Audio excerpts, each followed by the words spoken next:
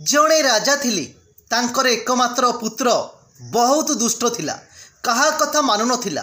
काहीरे कौन दुष्ट राजा ताकू केमिति बाटकू आणिबे ता बुझी पारु नथिले। से विभिन्न समय रे दोष करुथिला। राज्यर लोके ता द्वारा भारी हैरान हेउथिले, किंतु राजांक पाखरे अभियोग करिबाकू साहस करू नथिले। सेही कारणरू राजकुमारक दुष्ट दिनकू दिन बढ़ुथिला। जदिबा केबे अभियोग आसुथिला, राजा तार विचार करी पुओ को की दंड देबे ता बुझी पारु नथिले।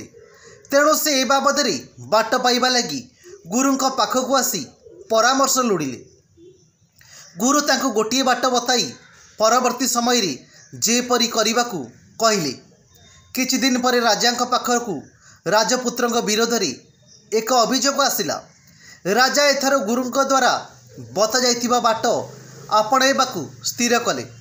से राजपुत्रंक विरोध रे अभियोग शुणिले एवं ता सत बोली हृदबोध कलापरी राजकुमार को सांगरे नहीं प्रसाद बाहर एक पड़िया को गले।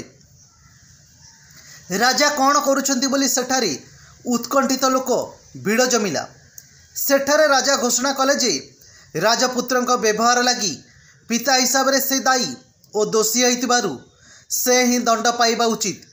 तापरि तांको आदेश रे राजांक पिठी रे जणे बसैला चाबुकर पहाड़। राजांक शरीररू धार धार रक्त बहिबाकू लागिला। एथिरे राजपुत्रंक हृदय हाहाकार करी उठिला। से घोर लज्जित हेले। से संगे संगे राजांक पाद तले पड़ी जाई कांदी कांदी क्षमा भिक्षा कले। से दिन ठारू राजकुमार संपूर्ण रूपे बदली गले।